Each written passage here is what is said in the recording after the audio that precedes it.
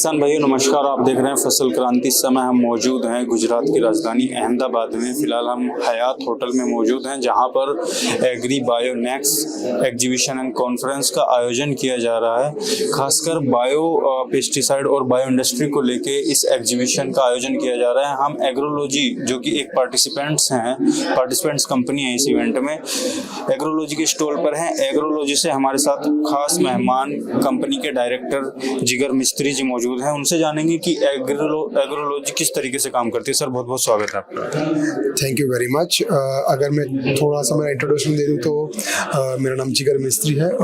इस लाइन में, इस प्रोडक्ट में मैं तकरीबन 18 साल से काम कर रहा हूँ।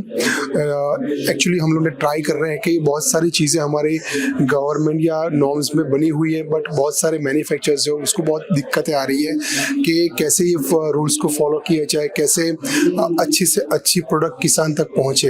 तो ये काफ़ी लोग ट्राई कर रहे हैं, but due to lack of knowledge वो नहीं कर पाते। तो हम ऐसे छोटे फार्मर्स को अच्छी तरह क्वालिटी के raw materials, technical material provide करते हैं, स्पेशली इन माइक्रोराइजा।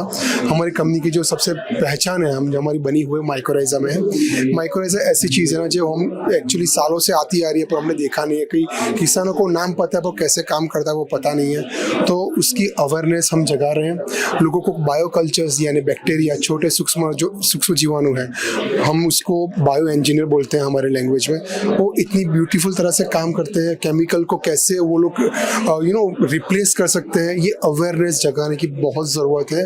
अब ये टाइम आ चुका है। हम जब भी बात करते हैं क्लाइमेट चेंज होने वाला है, बट ये टाइम हो कि क्लाइमेट चेंज हो गया है, तो हम इसको रोकना चाहते हैं। हमारे प्रयास है कि ये हमारी बातें, हमारा सपोर्ट सभी छोटे मैन्युफैक्चरर्स जो बायो फर्टिलाइजर्स और फर्टिलाइजर बनाते हैं वो उस तक पहुँचे। किसी भी तरह की उसकी सपोर्ट चाहिए, मैन्युफैक्चर कैसे करते हैं, ये चीज़ के लिए हम बाध्य हैं, हम उसको सपोर्ट करते हैं।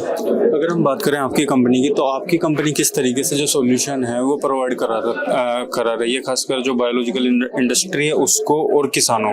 सबसे बड़ा जो प्रॉब्लम है ना बायो फर्टिलाइजर इंडस्ट्री में कि बहुत सारी कंपनियां एवरीडे खुल रही है, बट ये खुलने वाले कभी कभी क्या होता है ना कि उन लोगों को पता नहीं होता कि ये एक्चुअली मैन्युफैक्चर कैसे किया जाता है। अब तक लोगों ने यही अवेयरनेस दिखाई है कि पानी के ड्रम में 200 किलो ड्रम में मिट्टी डाल दी, मिक्स कर दिया, सुबह एक जमीन में डाल दिया तो हो गया। ऐसा नहीं होता। एक्चुअली हमारे अगर देखा जाए तो हमारे ज़मीन में, हवामान में अच्छे बैक्टीरिया, खराब बैक्टीरिया दोनों चीज़ होती है।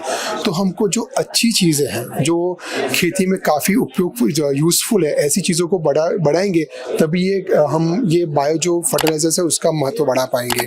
तो ये अवेयरनेस और अच्छे तरह के कल्चर जो हमने रजिस्टर करके भी रखे हुए हैं, आप देख सकते हैं कि हमने जिन बैंक गवर्नमेंट में रजिस्टर करके रखे हैं, जो इसकी एफिशिएंसी सबसे ज़्यादा होती है और जो बायो के जो प्रॉब्लम्स है वो सॉल्व करने की। तो ये अवेयरनेस हमको एक्चुअली स्टडी कर रहे हैं, 18 साल से स्टडी कर रहे हैं। तो ये एक्सपीरियंस हम जो छोटे मैन्युफैक्चरर्स हैं, हम उसको शॉर्ट टाइम में हम अवेयर कर सकते हैं, उसको बता सकते हैं कि ये चीज़ ऐसे नहीं ऐसे होती है। तो इनडायरेक्टली हम फार्मर को सपोर्ट करते हैं कि उसको अच्छी तरह की क्वालिटी के बायो फर्टिलाइजर्स मिले। यही हमारे प्रयास रहते हैं। आने वाले टाइम में आप जो बायो इंडस्ट्री है इंडिया की, उसको कहाँ देखते हैं?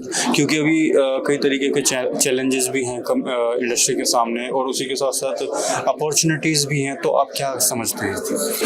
ये एक्चुअली मैं जो कंपटीशन है उसको तो मैं बहुत ही पॉजिटिवली लेता हूँ।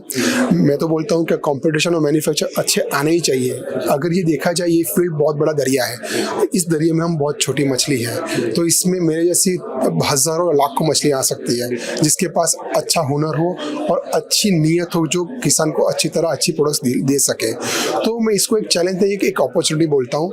और बट प्रॉब्लम्स डेफिनेटली, हर्डल्स बहुत सारे हैं, क्योंकि जैसे मैं बोलता हूँ कि अच्छे बैक्टीरिया के साथ साथ खराब बैक्टीरिया भी है, तो उसको बढ़ावा नहीं मिलना चाहिए। उसको कैसे रोक पाए और क्वालिटी प्रोडक्ट दे पाए, उस पर ही फोकस होगा।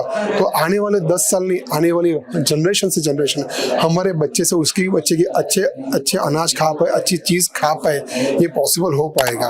आज देश में नहीं, दुनिया में सबके पास पैसा है, वेल्थ है, बट ये टाइम दूर नहीं कि सब लोग के पास अच्छा खाना होगा।